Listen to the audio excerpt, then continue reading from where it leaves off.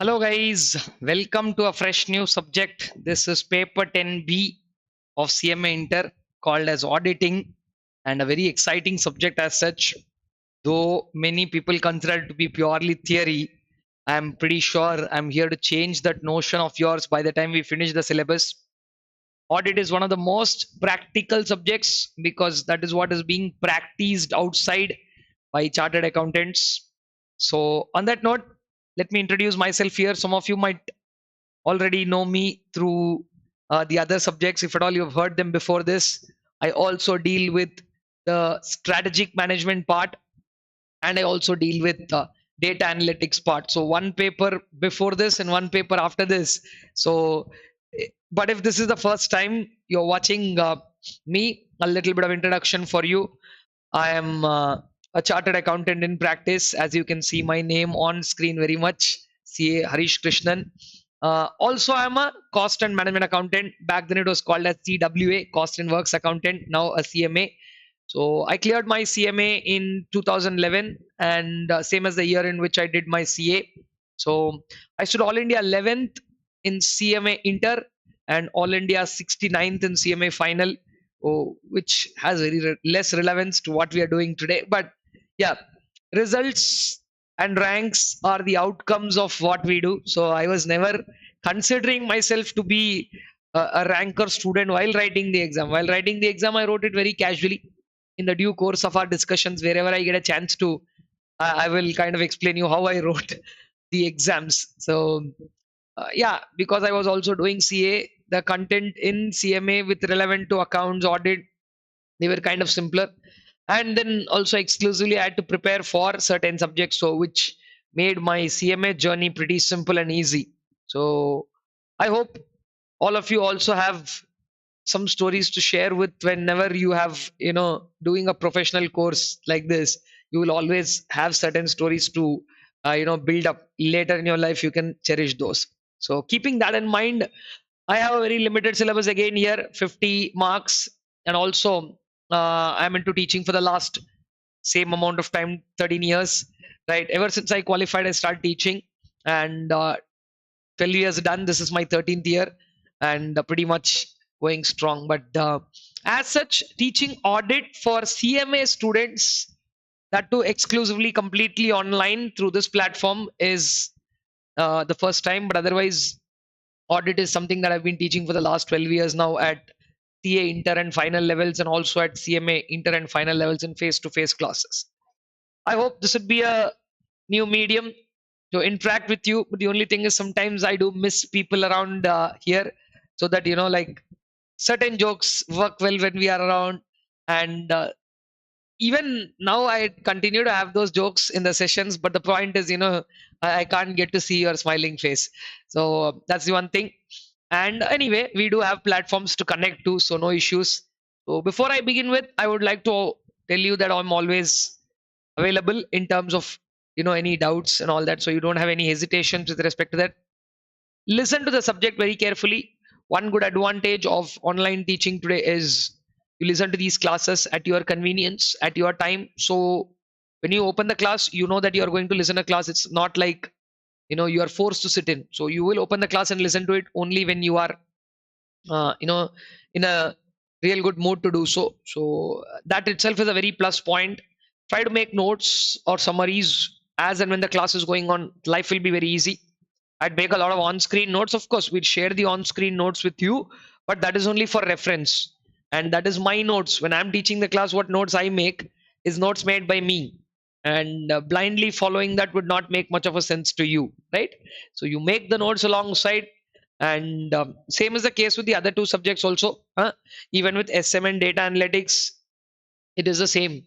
On-screen notes are only a guide. If you can listen to the subject carefully. In fact, today, what we are going to start off with as an introduction to audit, it very much says that the word audit is derived from a Latin word called audire, which means to listen. So to listen and to understand is what your task is. And of course, if you have any doubts, you can always, we have platforms to reach. You've been given that information. You can always reach out to me on that. Plus, it is not necessary that you reach out to me only when there is a doubt or so. There are so many moments in the class where I tell, if you've finished this, reach out to me, or if you've liked this part, or if you have something similar to share. So you can always stay in touch. Leaving a message should not be a problem. If you are hesitant to do so and you want to reach out only when you have a doubt or something, the option is still yours, no compulsion. But like I said, since we don't have a face to face interaction, some way staying in touch would help. That's what I wanted to start with. It's a very limited syllabus, guys, compared to what we have in like the ca course. Obviously audit is in greater detail because chartered accountants are the people who are eligible to do audit in India. Cost accountants are eligible to do something called as cost audit, which is backed up by section 148 of the Companies Act. And but to a understanding and a fact that, as a professional in the field of cost management, finance, basically all of us like CAs, CMAs and CS, everybody should have a basic insight about what is the concept of audit, what happens here. Because there are a lot of people who are called as users of financial statements. So what are financial statements? Who are these users of financial statements? What audit is talking about these? What is the main objective of audit? Many people still think that, audit means to find out frauds. Though I want to clarify that, yes, during the course of the audit maybe frauds may come out, but taking a torch and going and finding out uh, frauds is not the task of the auditor. Audit has a wider scope. Audit has something to do with getting up reasonable assurances. So like this, I think if I start telling all that, be like, there are a lot of new words that you get introduced to. It is a very wonderful topic. All again I'm saying is 90% of your problems are solved if you listen to the class carefully. The balance 10%, what about that, sir? Is about good revision. Listen to a class, take 10 minutes. So like say for example, if our session, and I would like to keep our sessions ranging between 1 to 1.5 hours, not more than, sometimes even lesser, 45-50 minutes, depending on the topic. So I am not somebody who's going to have a long 3 hour session and ensure that I drive topics and finish. So I am somebody who focuses pretty much on the concept. If you have concept, you have everything. That is what I believe in, which the belief has been kept alive for over a decade now by so many students, and it's worked for them. Again I'm saying, just because it worked for somebody else, it necessarily need not work for you. So please stay in your own zones. But you can't put that zone to be a comfort zone where you be like, okay, I'll sit back and relax and listen, later we'll see. That later will never come. And again I'm telling, do not have a laid back attitude thinking that's a theory subject. It is the most practical subject. You can see a list of 13 topics on your screen right now. If you want, you can take a full view of that for a minute. I'll just get you to the full view. There you have, ranging from what is the introduction to audit to about all the miscellaneous concepts, about 12 concepts there. You can see all of those. And strictly speaking, 12th one has only some basic aspects there. But what are very important, ranging from the nature, scope, and objective audit to getting to the audit reports. So there is a little bit of ups and downs that we do there. From between chapter 2 to 8, between chapter 2 to 8, we will go about doing a lot of things there. So let us see all of that, how it works. So we will be reordering a little bit, we will be changing things a little bit. So anyway, that's all on me. All you need to do is to stay focused, concentrate properly. Things would go off very smoothly. So to start off with this particular session, I would like to take you through certain basic and very, very simple aspects of auditing. Of course, I will talk about the definition of audit, but before I start that, I would like you to know certain things, like say for example, financial statements, users, and all of that. So we will start by discussing those and then go step by step a little more deeper into the story, right? Again, I'm telling you, if you have a book, please make sure that you parallelly make notes alongside. I will anyway at the end of the syllabus, once these classes are there with you, we'd obviously share the on-screen notes completely as a PDF with you also. Should not be a problem. But like I said, that should only be for reference. Your notes should always be there, which ensures that you are you are through to the subject. Okay, so that's my little piece of the first 10 minutes overview. Let us get to what we call as the introduction to audit. What are we broadly discussing in this? Okay, as such, what do you really intend to discuss in this subject? If you see that, you can see it's a 50-mark subject. Going by that, we try and understand how to score these 50 marks towards the later part, because right now our focus should be the syllabus. When you understand the syllabus and when you know all the contents, then we can put more focus on how to get the marks. So I will discuss about marks, what sort of questions, MCQs are there. So suddenly, the thing with MCQs is, it is good, it is bad, both. So any line from the book they can pick up and make it an MCQ. So that is exactly why in the recent times we also need to have more attention on whatever we are doing. So keep it very simple, guys. As such, I don't think you will find anything really difficult. And even if something is kind of difficult, the reason why I'm here would be obviously to make it easy for you. So on that note, let me start. Before defining audit, or before telling you what the definition of audit is, I would want to tell you what the concept of financial statements are. What are financial statements? Okay, what are the financial statements?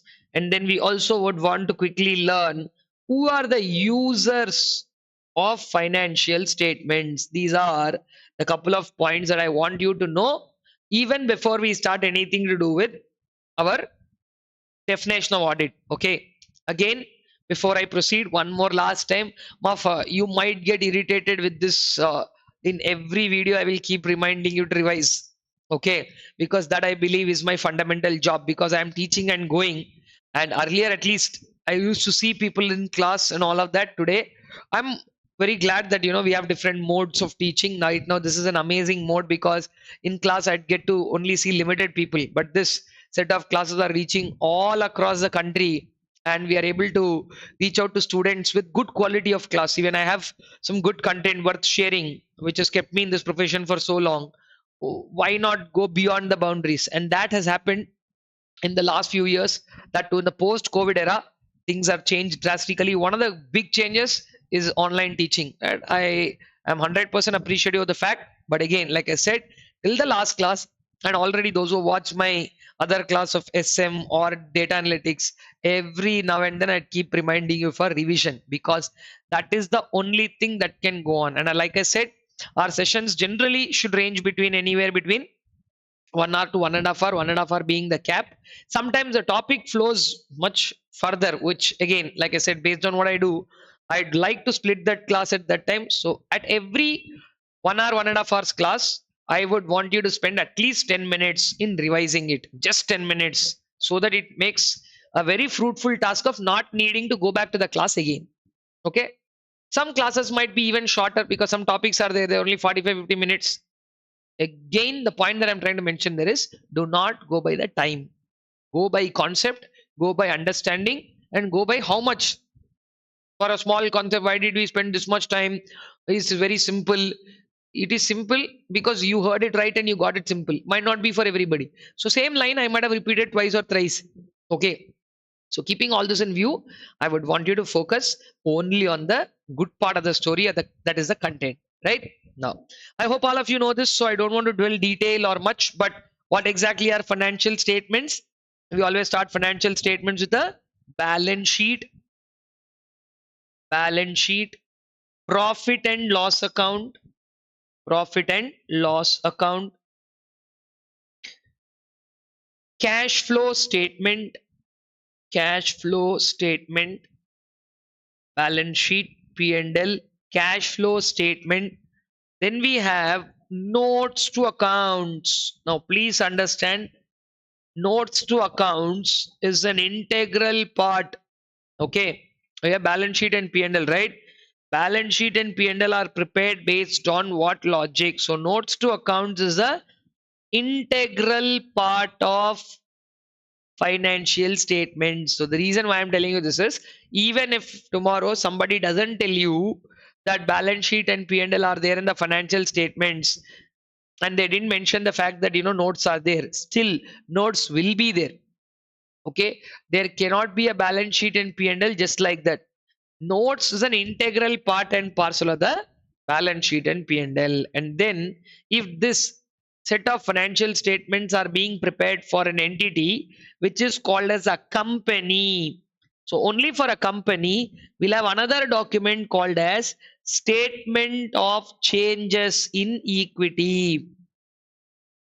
This is as per the Companies Act. It is defined that financial statements also include what is called a statement of changes in equity, but it is only for a company.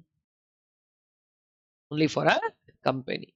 So this in the very first place is called as financial statements. Okay, you can take a closer look. If you want, you would find the same thing even there in the material there.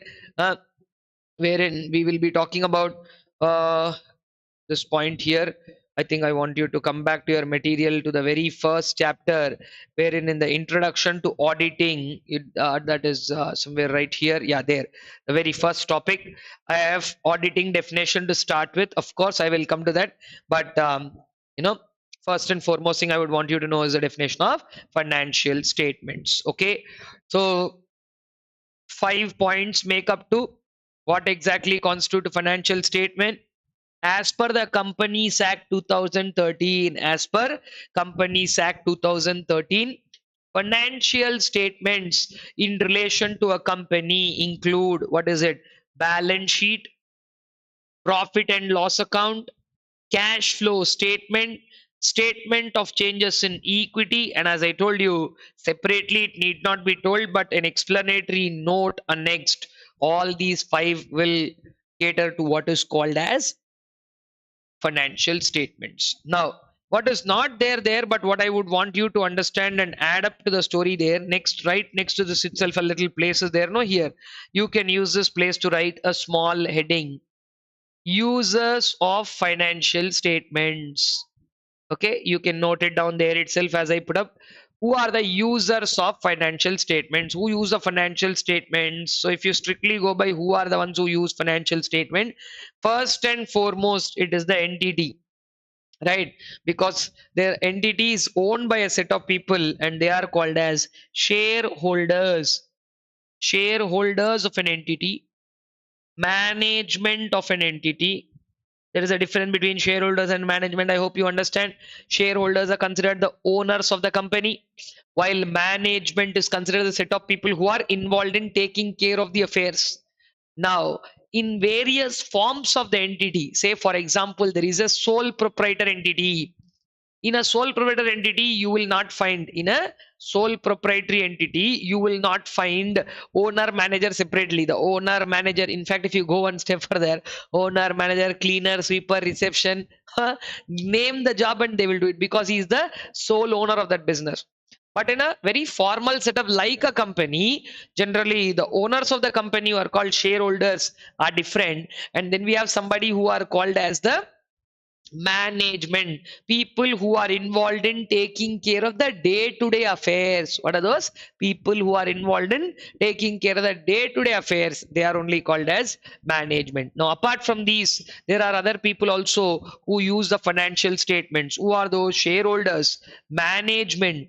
Then we have employees of the entity. They would like to see how the entity is performing, they would like to obviously see how the entity is performing, what they are doing, whether it works well for them. All these points we are supposed to see.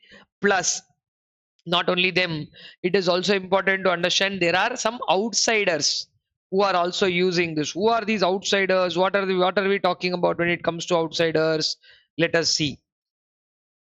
Government will use your financial statements to see whether you are paying proper taxes, whether whatever work you're doing, are you doing the right sense of it.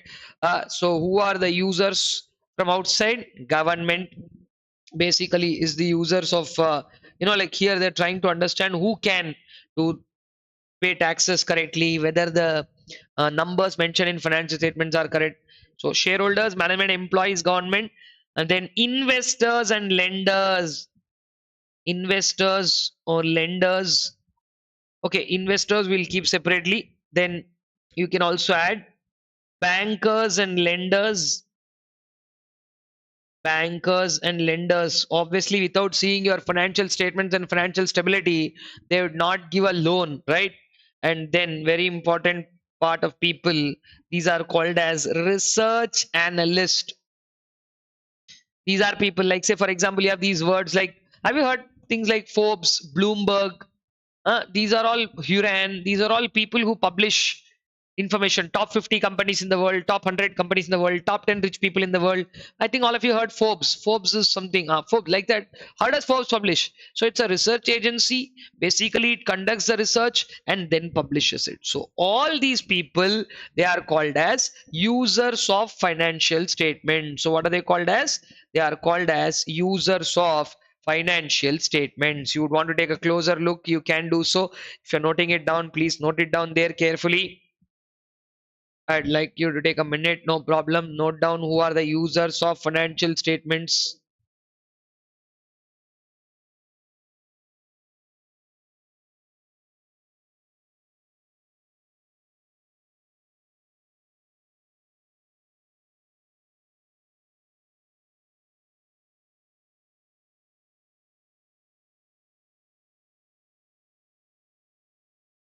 So alongside that, if you want, I can just kind of get you back to this screen also. Yeah, here also same thing, you can note it down from here.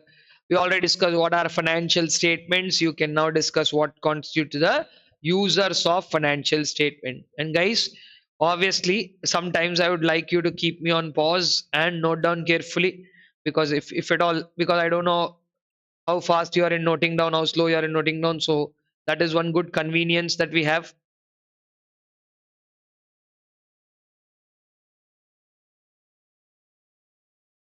So I hope you're done with this noting down this. Otherwise, like I said, you can always get to doing it, right?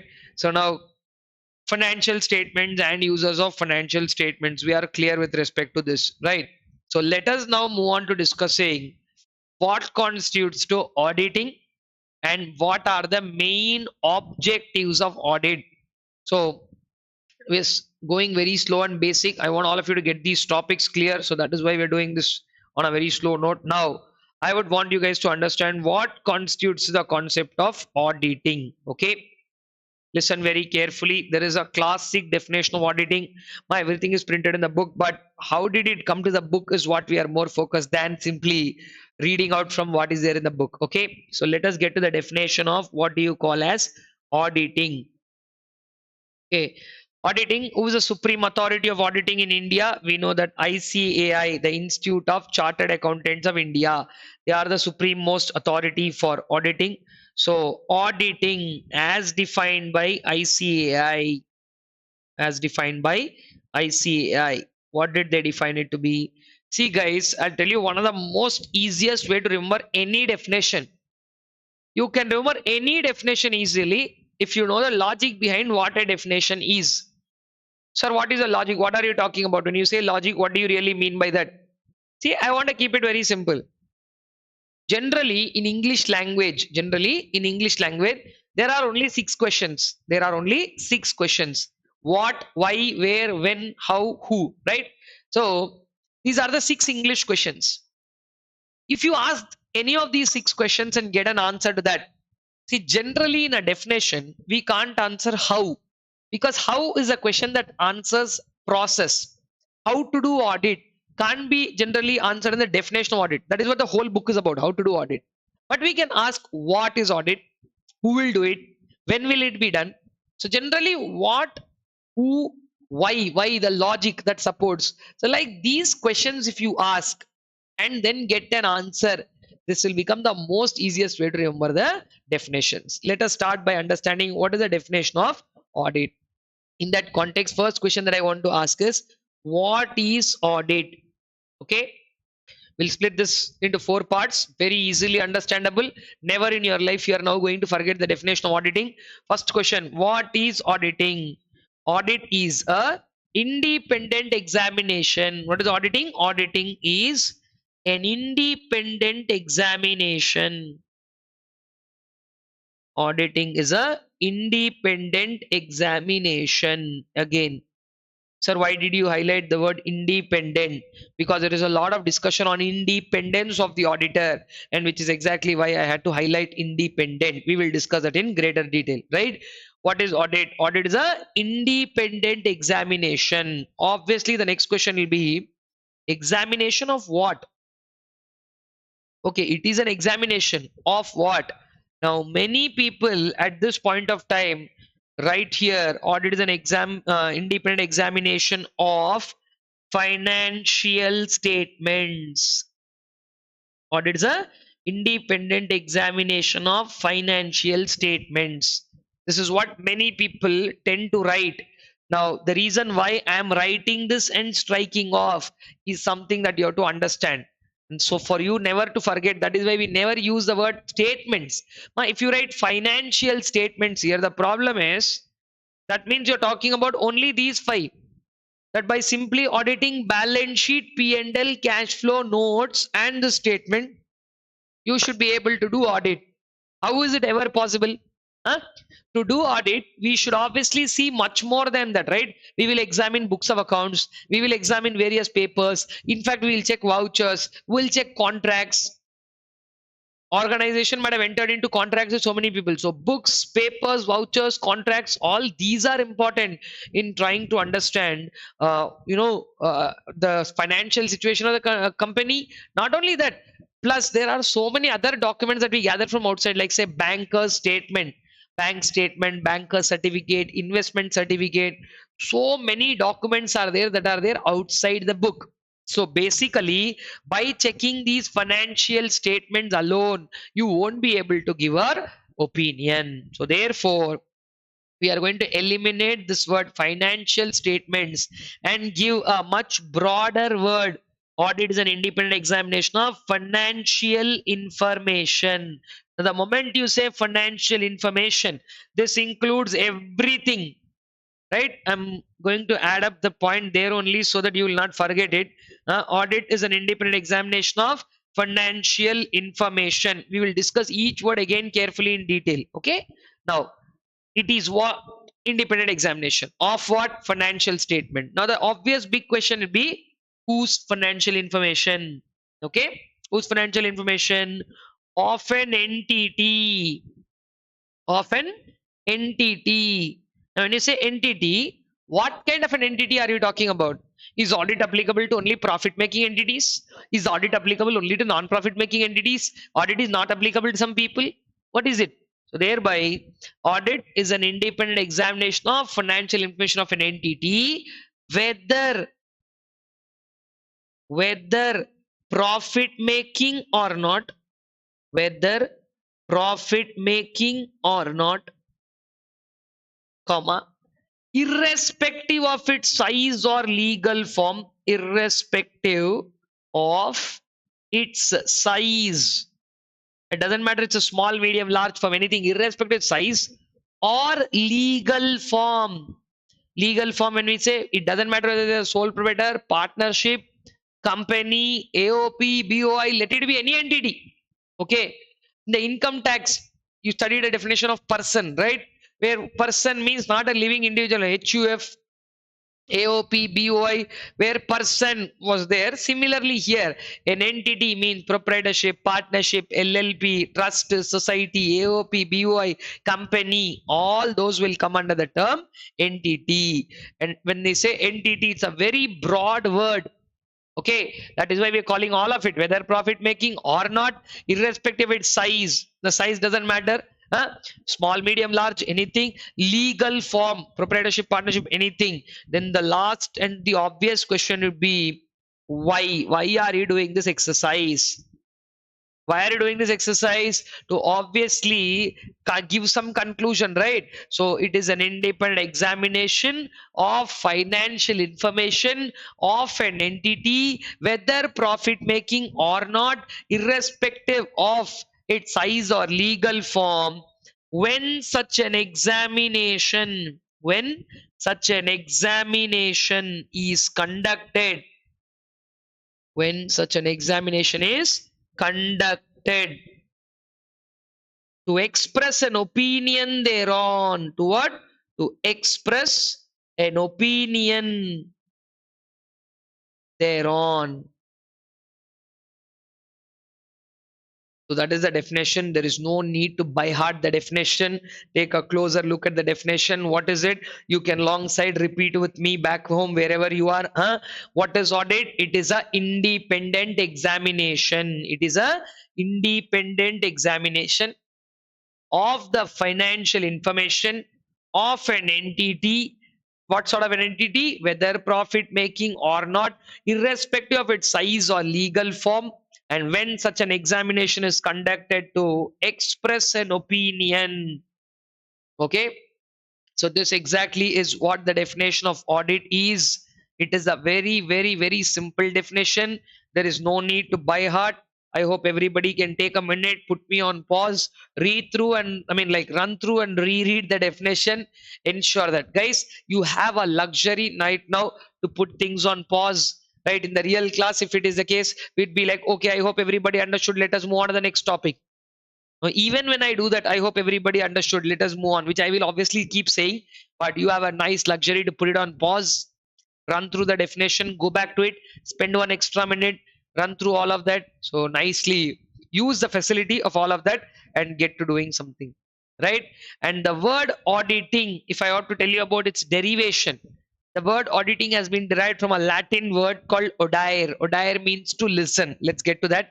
I want all of you to come back to your material where you have the definition of auditing. As you know now what the keywords are. Audit is an independent examination, point number one, of financial information of an entity, whether profit oriented or not, irrespective of its size or legal form, when such an examination is conducted with a view to express a opinion thereon. Please mark 1, 2, 3, 4. It will make your life easy later. Okay, so as we can see there, the term audit has been derived from a Latin word called audire, which means to hear. One of the most important qualities of auditor is listening. Have patience. Hear, listen carefully. Okay, only when you listen carefully. And why did they use this word to listen as audit? I'll tell you. Odair means to listen. And what used to happen in back then when kings were there? After the spending happens, no, these kings they call for accounts.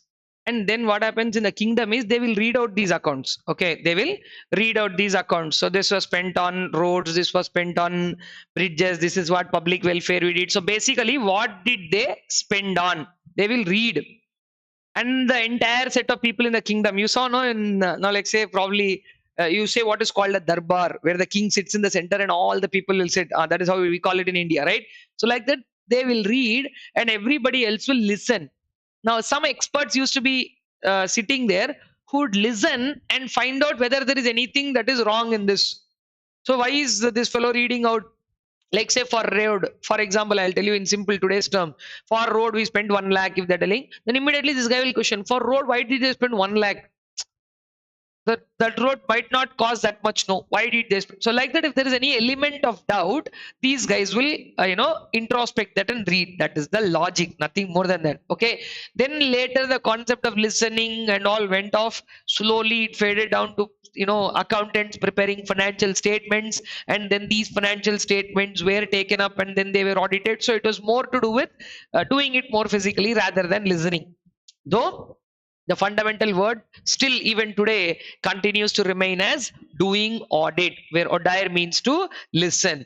Right, in early days the person appointed to check the accounts used to hear the explanations required from the responsible officers, and that is why he was called as an auditor. Person who used to audire was an auditor. That is the background and the history behind what the term auditing is, what the term auditor is, and what financial statements and users of financial statements are. Guys, halfway through this particular point, I would like always you to put me on pause and run through what it is. And then now I would obviously, after you do that, want to discuss what are the objectives of audit. I hope you are clear the definition. Let me bring the definition back on your screen right now. Now, this is what auditing is. Now we will get to a greater discussion as to what are the objectives of audit. But please take a closer look at the definition, and then if there is anything needed, you can probably do that, and then we'll continue. Come on.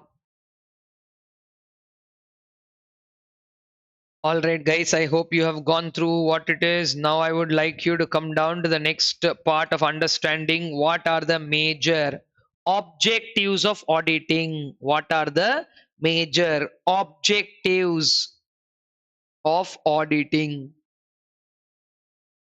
I want you to listen to this sentence carefully, because this is something that is very important and it comes in lot of places. The word objectives. The main objective. Later in the next part of our discussion, we will discuss what constitutes to our primary objective and secondary objective and all that. But for now, you always remember the objective of the audit. See, audit is basically an assurance building activity. If you build an assurance for yourself that okay, the financial statements are doing good, we will not say the word doing good, we will use something called true and fair, but I will tell you in the right context. For now, you can simply consider it to be if we are doing this in such a way, we can call this as true and fair. So like that, objectives of audit are, first of all, to obtain reasonable assurance. To obtain reasonable assurance. To obtain what? Reasonable assurance that financial statements, that financial statements are free from, reasonable assurance that the financial statements are free from material misstatements. What are they free from? Material misstatements. And that is where we will come and introspect what the word material misstatements are. To obtain what is called a reasonable assurance that the financial statements are free from material misstatement. Story is not over there. And to express an opinion, and to express an opinion on the financial statements in accordance with, in accordance with standards on auditing. We'll shortly call them as essays. So in accordance with the standards on auditing, you have to do. So if you're splitting this, it will get split into two parts. How does it get split into? It gets split into two parts. Let me show you what the objectives of auditor are. Say here, if you want to consider what we are dealing in the introduction, coming back to the material, the auditor's ultimate objective is always to express an opinion on what? On whether the financial statements are free from material misstatements. So here you have to understand two words: what is material, what are misstatements, and also we have to report whether the financial statements are as per the applicable financial reporting framework. As per what? As per applicable financial reporting framework. So we would probably go ahead and see what constitutes the applicable FRF. We will see that and how it works and what it does. That also we will see. See here, the word applicable FRF is there, the word misstatement is there. Then also we are going to talk about what items are material. So only what is audit and what is the objective. If we introspect, what is the nature, scope, understanding, limitations, all that we can go one by one into our greater discussion from the next class. So right now, let me take you through the word applicable FRF. What constitutes to a applicable financial reporting framework? Now, for this, first of all, I want you to understand what constitutes to a FRF. What do you normally mean by a financial reporting framework? Right, coming back here, I just want you to understand what the definition of FRF. First of all, this FRF stands for a financial reporting framework. Financial reporting framework. Now, a simple question. Can we prepare financial statements in T shape? Okay. Can financial statements be prepared in T shape? T shape. You know T shape balance sheet, right? Normally. Now, many people would say, okay, I will add a tail to that statement so that it makes the question a little clear. Can financial statements be prepared in T shape? Normally, if somebody asks you that question without any attachment to that, can we say yes? Of course, we can prepare financial statements in T shape. T shape is a very acceptable framework where it put assets on one side, liabilities on one side. So, is T shape considered to be a financial reporting framework? Yes. If you are able to report financial statements in any format, that format will be considered as the financial reporting framework. Now, very important question is this financial reporting framework also applicable to a company? So for the same question, can financial statement be prepared in T shape for a company? If I ask, obviously now here you will go and say answer is no. Sir, we can't prepare financial statements for a company in T shape. Even if you prepare, they won't be considered acceptable because section 129 of Companies Act says, right, financial statements of a company should be prepared in what format? Financial statements of a company shall be prepared in accordance with Schedule 3 of the Companies Act, in accordance with Schedule 3 of Companies Act. Now, what is the Schedule 3 called as? Schedule 3 of the Companies Act is called as the financial reporting framework for a company. In what form and format are you allowed to prepare financial statements? That is only called as a financial reporting framework. You can possibly take a clearer look. Financial reporting framework is nothing but how a company can indulge in preparing its own financial statements. Now, if the law is silent about preparing financial statements, you can prepare even in T shape.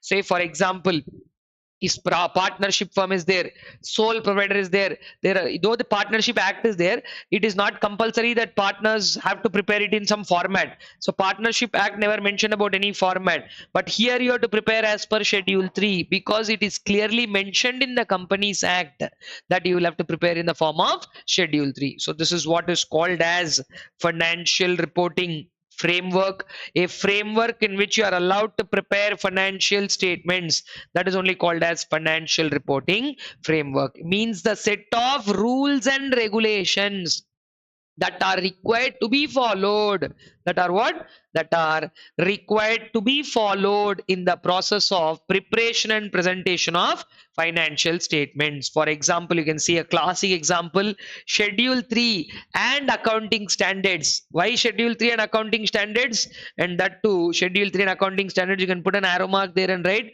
for a company, for a company. Okay, and why you add up that reason also there, as per section 129 and 133 respectively. Section 129 says you have to follow Schedule 3 and Section 133 says it is compulsory for you to follow accounting standards while preparing financial statement. It has been made compulsory so that people there would follow. Understood? So that is the definition of applicable financial reporting framework. So coming back to the previous point here.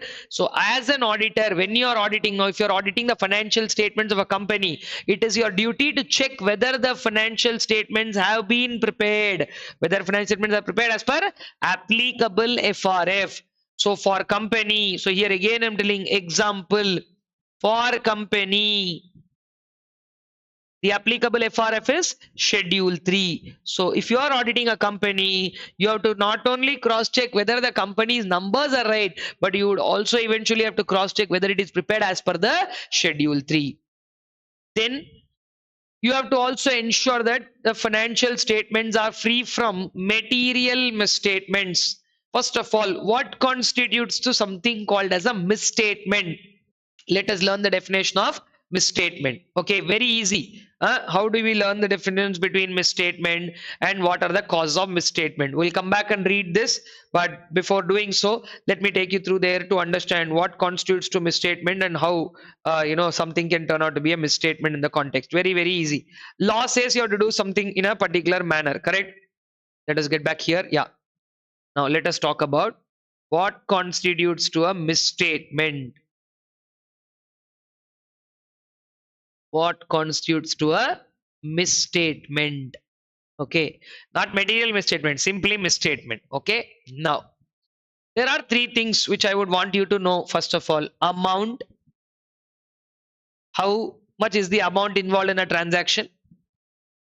Classification, that means whether it is a revenue item or a capital item, all of that.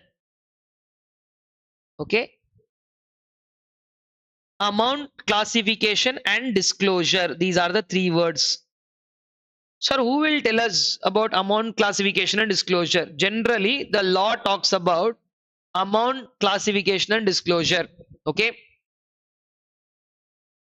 Now listen carefully. Very, very easy definition. Amount, classification and disclosure as per law, okay, versus as reported by entity.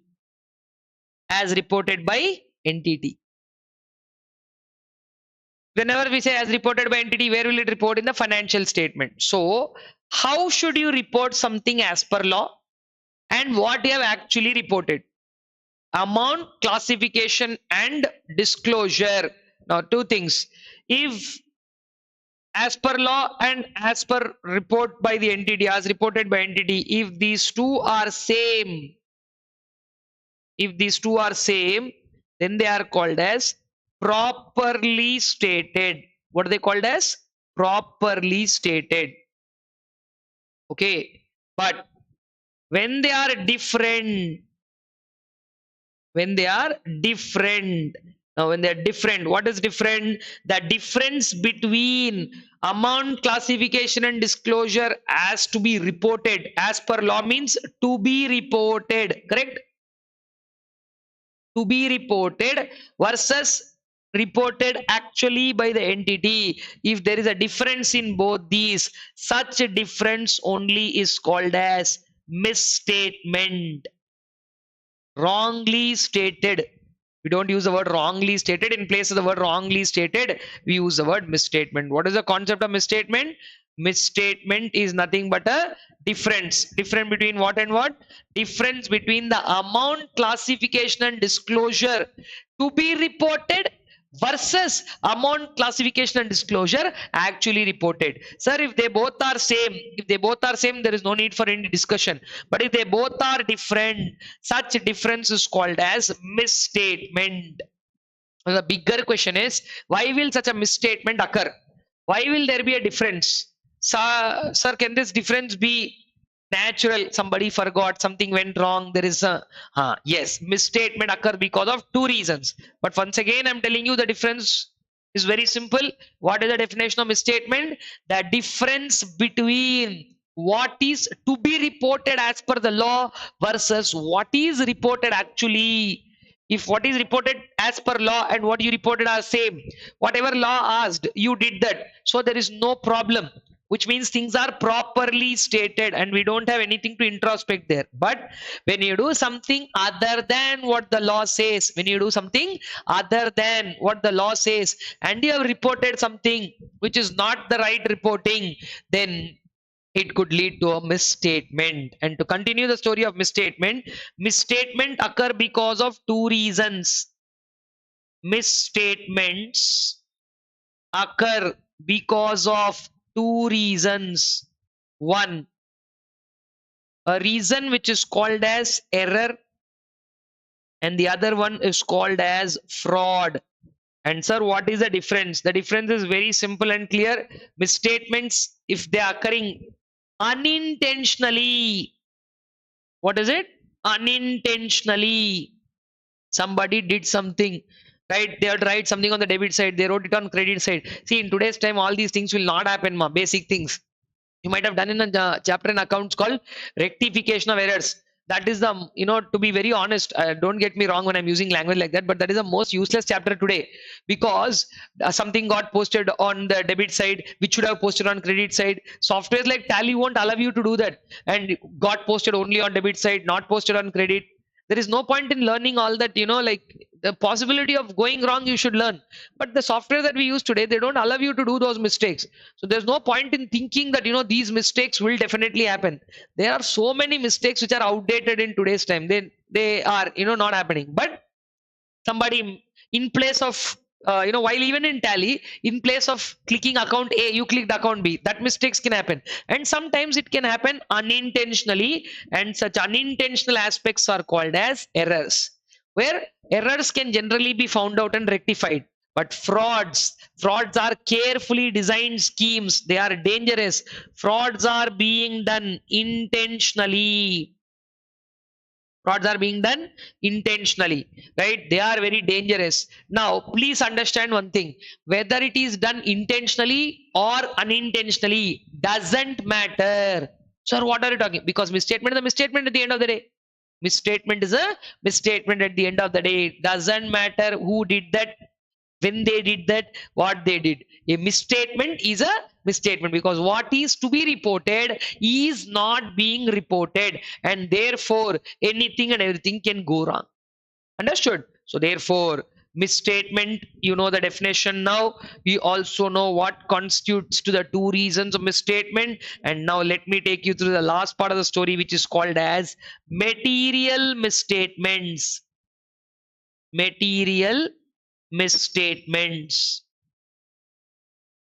What items are material? So generally, in the objective of the audit, you saw that auditor's objective is to obtain reasonable assurance that the financial statements are free from material misstatements.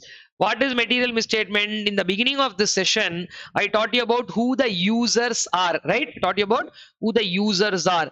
So material misstatements are those anything which influences. The word material means, we're not even talking about misstatements. Okay, for a minute we will remove what is misstatement. You know what is misstatement, right? So what items are material? If you just want to know what items are material, what constitutes? Anything which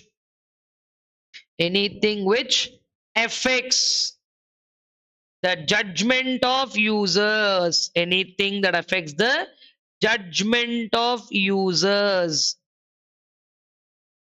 Judgment of users of financial statements, that is only called as material. So what items are material? Anything that affects the judgment of users are considered material. Now, if there are misstatements which could affect the judgment of users, such misstatements would be called as material misstatement. And again, we are not really bothered whether it is due to error or fraud. Misstatements can occur because of both the reasons. I hope all of you understood the definition of applicable financial reporting framework. The framework in which an entity is supposed to report is called the applicable financial framework. Then I would want you to take a closer look at this one once again. Misstatement is nothing but the difference between amount classification and disclosure. The difference between amount classification and disclosure to be reported as per law versus what is reported by the entity. If they both are same, no problem, it is called properly stated. But when there is a difference, that only turns out to be a misstatement. And such misstatements occur because of fraud or error. And when such misstatements affect the judgment of users, they are only called as material misstatements. Let's try and get this done here, so that I think that will also bring us to almost the end of what we call as our very first introduction to auditing story. Coming back here, guys, let's see misstatement. As I told you, what is the misstatement? The difference between, underline the keyword there, difference between amount classification disclosure, presentation disclosure go hand in hand, right? The difference between amount classification in the reported means what we did, reported are actual versus amount classification and disclosure as required. So in required as per FRF. So simple, required versus reported. If you are cross checking that, if they both are same, once again I'm telling, it is called properly stated. And when there's a difference in simple language, if there is a mistake in the financial statement, such mistake will be treated as a misstatement. Material or not, we will discuss later. Okay, and misstatement can come because of two reasons, either fraud or error. Fraud is intentional while error is unintentional. All the points have been clearly explained, running through the table. Check out the difference between error and fraud. Errors are unintentional to start with, fraud is intentional. Errors generally are committed by people. Who are the people who are committing? Lower level employees generally are involved in error. Higher or lower level people can be involved in fraud, and errors can be rectified. So there is, nothing much. It's not a criminal act or something like that. Yeah, whoever did the error, they have to take the responsibility. So therefore there is a civil liability, no doubt on that. But if somebody does fraud and gets caught, they will have criminal liability on them. They will have criminal liability on them. And the most important point is the impact. What is the impact? Error, the impact of error is generally not very serious, because like I said, error somebody did unintentionally, maybe some things can go out of her hands, but still error is not that dangerous or impactful. But when it comes to fraud, fraud is very serious. Fraud is very serious generally. Okay, it can damage goodwill of the organization, because I think all of you heard of 2009 Satyam computer scandal, one of the biggest scandals in the stream of finance, the fraud committed by Satyam computers. And the prime accused of that entire scam was Mr. Ramalinga Raju, who was the CEO of the organization. So people who are in such high positions of the organization, they themselves are participants of fraud. Fraud can destroy the organization. Fraud can destroy the goodwill of the organization. Okay, so what is misstatement? What is material misstatement? Okay, we are going to see material. Material means something which is significant or important, as I told you, something that will influence the decision of users of financial statements. I hope everybody is clear about what we have discussed here. Guys, I would want to wrap up the session by discussing the word legal form, which I already explained you when we talked about in the definition of audit. Irrespective of its size or legal form, we discussed, right? The legal form, multiple legal forms are there. I think you are already well aware of it. Proprietorship, partnership, LLP, society, trust. Trust is not there. You can add up that. Company, AOP, BOI, or AJP, that is artificial juridical person. All these are various legal forms, which I already explained you in the beginning of this session. Okay, so guys, I think I would like to wrap up this session here, so that it start in the fresh new context, our basic discussion of what constitutes the nature of audit, what is the scope of audit. And though we discussed the objective of audit, we will discuss it in greater detail again. Though audit's objective is to obtain reasonable assurance, so this is going to be one of the primary topics that we are built up. So today's complete discussion was on the very basics, and I would like to keep it there. So run through whatever we have discussed. I hope you are parallelly making the notes, and I will come back again in the next session and start discussing with you, define the term audit, which we already know, and I gave you a detailed definition, because definition is not going to change. So that will be a matter of revision for us to start that with. But what is the nature of the audit, scope of the audit, is audit having some limitations, all those points also we will discuss in greater detail. And as I told you, see, whenever we are discussing these kind of things, it is important that you note what those important things are. See, every time I may not tell you, please mark a star there, please mark a star here. And one more thing that I would like to tell you is, I'm definitely not sure of what questions are going to come in the exam, because I'm not an astrologer that way. But based on what came in the past or based on the topics that I would believe are important, I would generally tell you, right? Look, this is what the is looking like an important topic. You guys have to focus on this, and certain intricate things are there where you will be like, okay, this can be read twice and understood easily. So like that, I will keep making my alerts. All I want you guys to do is stay put with me. So I told you multiple times in the session, since this is the first session and we are getting introduced, I would like to tell you one last time, please revise at the end of every session. Say today's session, hardly anything to revise. If you spend 10 minutes, you can revise of what we did in the last 1 hour. In the next session, again, you will spend another 10 minutes. Like that, going forward, what you do is something called as cumulatively revising things. When the set of chapters are over, good amount of content is over, then you will wonder, array, so much is over and I don't know something. So I don't want you guys to get to that situation. So that is why I keep repeatedly emphasizing this, and don't get me wrong. Okay, chalo, on that note, it's a very good first class for me to start with you guys, and I hope it's the same with you. So once you start watching this, to stay in connect at the end of your very first class like this, just you can ping me and introduce yourself saying that yeah, you started audit, and then we can stay in touch and do the subject much better. I'll catch up with you guys in the next class. Thank you.